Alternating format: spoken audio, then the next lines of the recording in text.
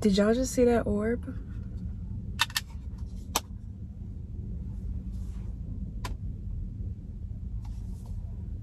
There's literally no dust particles flying away, but I just saw an orb. I'd never seen one during the day. Always catch them on the Ring camera at night. But the reason we're here, in the last video I updated y'all on me quitting my job at American Eagle, and I've been having quite a few synchronicities for at least the last 2 weeks. And I had a dream yesterday while I was napping in the middle of the day, because I was extremely exhausted yesterday, that I was on a bus and my close friend was driving, and we were on this mountain covered in snow and ice. Excuse me. And she was driving, I was in the passenger seat, but the front of the bus looked like a van, like a cargo van, because I was sitting beside her in the passenger seat strapped in a seatbelt. And once we turned down this road, we instantly just start like sliding down this mountain. And I look at her and I say, are we sliding? And she's looking at me like, oh yeah. And I start freaking out like, oh my God, we're gonna die. And she's like, it's okay. Everything's fine. Everything's gonna be all right. And I'm just sitting there closing my eyes, and I can feel myself lifting up off the seat as we're gliding and sliding down this mountain. And she just kept saying, we're gonna be all right. We're gonna be fine. We're gonna be okay. And nobody died in the dream. I woke up and I thought about that thing all day yesterday. And then I actually saw her after the boys' basketball practice, and I'm telling her about the dream, and she says, "'Cause we are. We're gonna be all right. We're gonna be okay, and we're gonna be fine." And it was in that moment that I realized that was the message.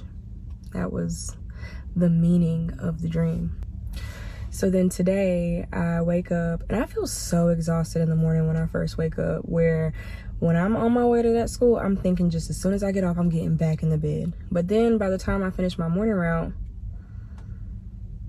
I'm up, I'm alive, I have energy. What's next? What we gonna do? So I pulled back into the lot today with the kids, and I see my supervisor in the parking lot. And he's talking to other buses, but once I park my bus, he makes his way to my bus. And the first thing we went over was my performance evaluation. And he says, I have nothing bad to say. As long as you follow the rules, don't break any laws, you're good. You come to work, you do your route, I have no problems. So I signed that. Then he looks at me and says, are you open to a second route next year? He was like, elementary, high school. And I said, elementary, because they've been asking me for a couple months now about high school, and I'm gonna be honest, I have not been too excited about doing a high school route. So then he mentions Michael's school, and I said that would be perfect because I already have one that goes to that school, and it would work out for me. I could take him to school, then I can come do my middle school route. I am still doing my middle school route, right? He said, yes, you're staying at the middle school. You're not going anywhere. I was like, about to say, because I love my route. I love my kids. I want middle school. So he said, yes, that's perfect. Then I can move 2 people from the elementary school to the high school. We're good to go. And then I told him that I recently left my part-time job. Are there any opportunities over the summer? So he told me to get with the school. So that's what I'm going to work on next, is speaking to the schools about anything for summer.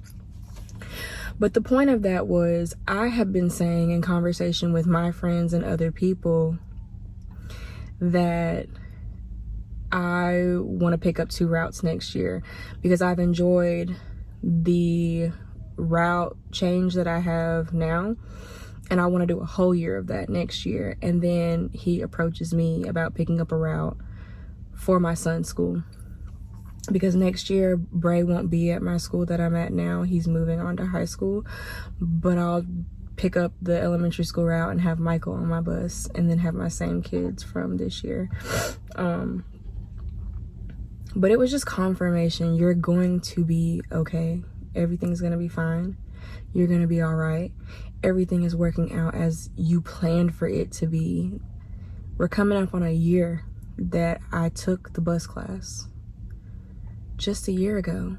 And the plan is unfolding. right before me, and it's better than I expected. Like I said a couple videos back, I'm living in prayers that I prayed for. I'm living in a life of things I asked for, and I'm grateful. I don't know, sometimes I just get speechless because it's amazing. I tried to have a job, like a second job between my routes, but it wasn't working out. It was too much ripping, too much running, too much going.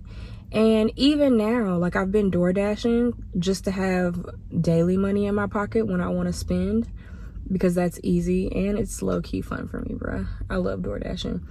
But the last 2 days when I go into DoorDash, it's not available for me to dash.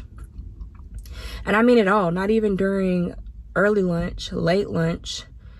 Not at all was it available for me yesterday to DoorDash. I end up falling asleep in the car, waiting on it to become available for DoorDash. Ended up going home, took me another nap after the hour-long nap I took in the car, and slept.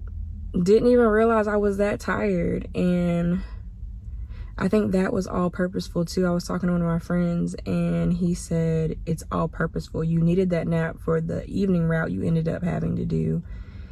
And maybe Dash isn't available during the day because you're supposed to be resting, relaxing, being still. So this morning when I finished my morning route, I went straight to the track, did a walk. I did 3 miles. And I think I'm gonna do 75 days of walking. There's 75 days until my birthday. And I want to do 75 days of creating the habits I want to go into year 37. I'll be turning 36. But when I go into a birthday, it's really me going into year 37. I just finished year 36. No, I'm tripping. I'm going into year 36. I just finished year 35. I am fast forwarding a little bit. I'm only 35. So, walking every day intentionally, because the body I'm currently in has served its purpose of protecting, shielding, and carrying me. But there's so much I want to shed. I've been carrying around a lot of shit. From my childhood, from my teenage years, my 20s, the halfway point through my 30s, and I'm ready to put it down. It's heavy. I don't want to carry it no more. So I've been working through a lot of feelings and acknowledging a lot of things that I do still need to work through.